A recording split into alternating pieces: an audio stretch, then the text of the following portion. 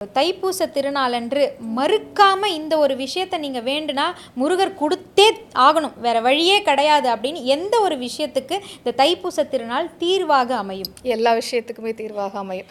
இதுதான் கிடையாது. உங்களுக்கு எந்த பிரச்சனையாக இருந்தாலும் சரி, நம்ம தான் அந்த பிரச்சனை நினச்சிட்டு இருக்கோம். ஆனால் அந்த காலத்து மக்கள் என்ன நம்பியிருக்காங்க, ஒரு நோய் வந்தால் கூட அந்த நோயை கொடுத்ததே கடவுள் தான், அவருக்கு தீர்த்து வைக்கணும் தெரியும் அப்படின்னு எல்லா கடவுளையும் நோய் தீர்க்கும் கடவுளாக சங்க காலத்தில் பார்த்துருக்காங்க. அப்படி இருக்கப்போ அவருக்கு தெரியும்.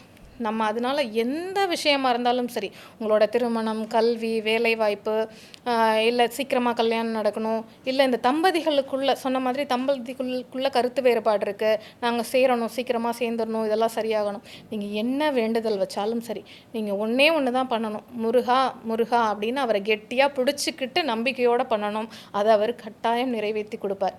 அதையும் நீங்கள் சொன்ன மாதிரி இந்த தைப்பூச நாளில் தான் அவரை கெட்டியாக பிடிக்க முடியும். மற்ற நாளை விட இதுதான் அவருக்கு ரொம்ப உகந்த நாள், பிடிச்ச நாள், சிறந்த நாள்.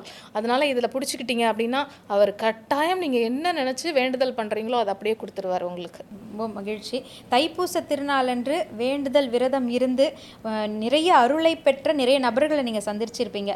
அவங்க உங்களுடைய வார்த்தைகளை கேட்டு அவங்க அதை பின்பற்றி செஞ்சுருக்கலாம். இல்லை என்னைக்கா ஒரு நாள் உங்களை பார்த்து நன்றிம்மா இந்த மாதிரி ஒரு வழியை சொன்னீங்கன்னு ஏதேனும் ஒரு நிகழ்வு இப்போ கூட உங்கள் மனசுக்கு மகிழ்ச்சியை கொடுத்துருக்கும். அந்த மாதிரி ஏதேனும் அனுபவத்தை எங்களோட பகிர முடியுமா? தைப்பூசத்தன்று இப்படி நிகழ்ந்தது அப்படின்னு. தைப்பூசத்தன்று நிகழ்ந்ததை விட அடுத்த வருடம் இது நடக்கணும் அப்படின்னு ஒரு 41 வயது உள்ள ஒருத்தவங்க அடுத்த வருடம் எனக்கு குழந்தை பிறக்கணும் அப்படின்னு நான் வேண்டிக்கிறேன் அப்படின்னு சொன்னாங்க. அதே மாதிரி அடுத்த வருடம் அவங்களுக்கு பெண் குழந்தை பிறந்து அந்த குழந்தையோட முதல் பிறந்த நாளுக்கு அழைப்பு கொடுத்தாங்க. எனக்கு ஒருத்தவங்க அப்போ தான் எனக்கு புரிஞ்சிச்சு, ஓ கடவுளுங்கிறவர் நம்ம மனதார அவரை பிடிச்சிக்கிறோம், மனதார அவர்கிட்ட வேண்டுறோம் அப்படின்னா அந்த வேண்டுதலை இப்படி கூட நிறைவேற்றி வைப்பார்.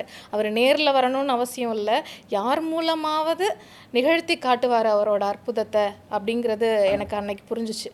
அதனால் நீங்கள் என்ன வேணாலும் வேண்டிக்கோங்க, ஆனால் இறுக்கமாக அவரை பிடிச்சிக்கிட்டு மனதார வேண்டிக்கோங்க, அவ்வளோதான். அதை உங்களுக்கு கட்டாயம் அவர் நிறைவேற்றி தருவார். எப்போவுமே உங்கள் கூடவும் இருப்பார்.